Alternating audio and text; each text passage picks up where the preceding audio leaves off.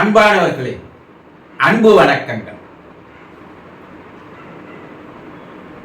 மனிதர்கள் எல்லோரும் ஆசைகளோடு தான் வாழ்ந்து வரும் இல்லையா?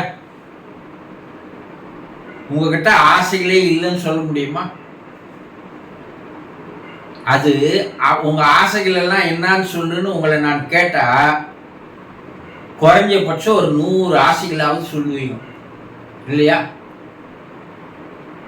ஆசைகள் அதிகம். மனிதனுக்கு ஆசைகளுக்கு அளவே இல்லை என்று சொல்வார்கள் இல்லையா? அப்ப ஆசைகளோடு தான் வாழ்ந்து வரும். எல்லோருமே ஆசைகளோடு வாழ்ந்து வரும். ஆசைகள் தான் மனித வாழ்க்கையை நகர்த்தி கொண்டிருக்கிறது. இல்லைன்னா ஆசைகளே இல்லைன்னா மனிதனுக்கு வாழ்க்கையை சலித்திடும், வெறுப்பாயிடும். அவன் சீக்கிரம் இறந்து போறதுக்கு ஆசைப்படுவான்.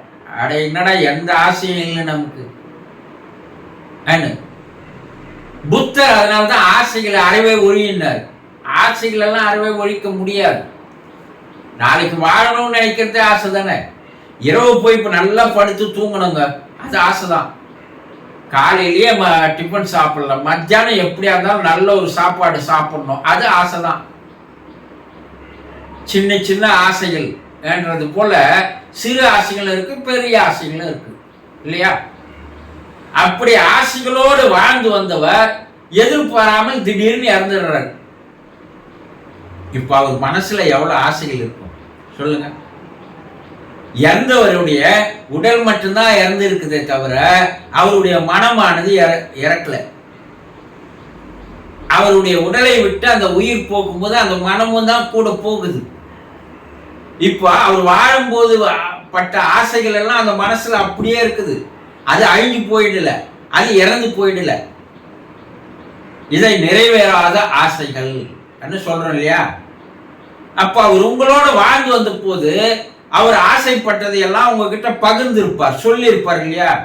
நான் எப்படியா இருந்தாலும் ஒரு வீடு கட்டி ஆகணும், நான் எப்படியா இருந்தாலும் என் பிள்ளைகள் கல்யாணம் பண்ணி ஆகணும், நான் எப்படியா இருந்தாலும் பிள்ளைகளை படிக்க வச்சு ஆகணும், இந்த ஸ்கூல்ல தான் நான் சேர்த்து ஆகணும். இப்படி எவ்வளவோ ஆசைகளை உங்களிடம் அவர் சொல்லி இருப்பார். சொல்லாத இருக்க மாட்டாங்க. ஒரு சில ஆசைகளை மறைச்சிருப்பாங்க, ஆனா சில ஆசைகளை உங்ககிட்ட சொல்லி இருப்பாங்க இல்லையா? கொஞ்சம் நினைச்சு பாருங்க, அவர் சொல்லி இருப்பார். இப்ப அந்த நிறைவேறாத ஆசைகளோடு அந்த ஆன்மா மேல இருந்ததுன்னா அதற்காகவே அது பல்வேறு துன்பங்களை அனுபவிக்கிறது. அந்த நிறைவேறாத ஆசைகளை நிறைவேற்றிக் கொள்வதற்காகவே இறைவன் அதற்கு மற்றொரு பிறப்பை தருகிறான். அந்த ஆசைகள் தான் பதிவுகளாக மேலே போகுது. இப்போ அவர் உங்களோடு பகிர்ந்து கொண்ட ஆசைகளில் சில ஆசைகள் உங்களுக்கு தெரியும். அந்த சில ஆசைகள்ல நிறைவேற்றக்கூடிய ஆசைகள் உங்களால அதை நிறைவேற்ற முடியும். ஆனா அவர் இந்த சொன்ன ஆசையை, அவர் வீடு கட்டணும்னாரு, அதுக்கு என்னால இப்போ முடியாது, சிறிது காலம் கழிச்சாவது அதை செய்வேன், அதை தள்ளி வைக்கலாம். ஆனா சிறு சிறு ஆசைகள் இருக்கும் இல்லையா, உங்களால நிறைவேற்றக்கூடிய ஆசைகள். ஒரு தகப்பன் இருந்திருந்தார்னா அந்த தகப்பனார் தன்னுடைய மனைவி கிட்ட பிள்ளைகள் கிட்ட எல்லாம் சில ஆசைகள் சொல்லியிருப்பார். ஒரு தாய் இருந்திருந்தா தன்னுடைய கணவன்கிட்ட பிள்ளைகள் கிட்ட சில ஆசைகளை சொல்லியிருப்பாங்க இல்லையா? ஒரு கணவன் இருந்திருந்தா மனைவி கிட்ட சொல்லியிருப்பான், மனைவி இருந்தா கணவன் கிட்ட சொல்லியிருப்பான் பிள்ளை. அப்ப அப்படிப்பட்ட உங்களால் இப்பொழுது நிறைவேற்றக்கூடிய ஆசைகள்னு சில ஆசைகள் இருக்கலாம். அந்த ஆசைகளை நீங்கள் நிறைவேற்றினால் அவருடைய ஆன்மாவானது அந்த இக்கட்டிலிருந்து, துன்பங்களிலிருந்து அலைப்பாய்ந்து கொண்டிருக்கின்ற அந்த ஆன்மாவிற்கு ஒரு ஆறுதலை தருகிறது, அமைதியை தருகிறது. என்னுடைய சில ஆசைகளை என்னுடைய மனைவி, என்னுடைய கணவன், என்னுடைய பிள்ளைகள் நிறைவேற்றி வைத்து விட்டார்கள் என்று ஒரு அன்பு உங்க மேல ஏற்படுகிறது. அப்ப அவர்கள் அந்த அன்பின் காரணமாக உங்களுக்கு பல்வேறு விதமான உதவிகளை செய்கிறார்கள், உங்களுக்கு பல்வேறு விதமான நல்ல செயல்களை கூட்டுவித்து தருகிறார்கள், உங்களுக்கு தடைப்பட்ட காரியங்களை நிறைவேற்றி தருகிறார்கள்.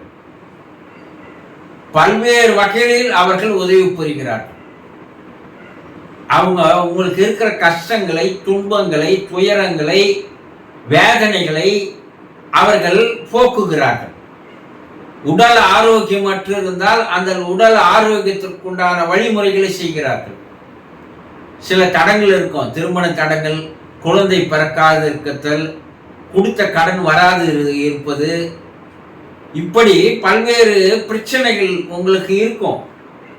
அந்த பிரச்சனைகளை அந்த ஆன்மாவானது பல பிரச்சனைகளை நிறைவேற்றி தருகிறது, உங்களுக்கு நல்லதே செய்கிறது என்பதை இன்றைய ஆராய்ச்சிகள் கண்டுபிடிக்கப்பட்டிருக்கிறது. அப்ப இறந்து போனவர்கள் உங்களோடு வாழ்ந்த போது அவர் கூறிய ஆசைகளில் ஒரு சில ஆசைகளை நிறைவேற்றக்கூடிய நிலையில் நீங்க இருந்தா, காலம் கடத்தாமல் அந்த ஆசைகளை நீங்கள் நிறைவேற்றினால் அந்த ஆன்மாவானது ஓரளவிற்கு அமைதி அடைகிறது, சந்தோஷப்படுகிறது. அதன் மூலமாக அந்த ஆன்மாவானது உங்களுக்கு பல்வேறு வகையில் உதவிகளை புரிகிறது, நல்லதுகளை செய்கிறது என்பதை தெரிந்து கொள்ளுங்கள். சந்தோஷம்.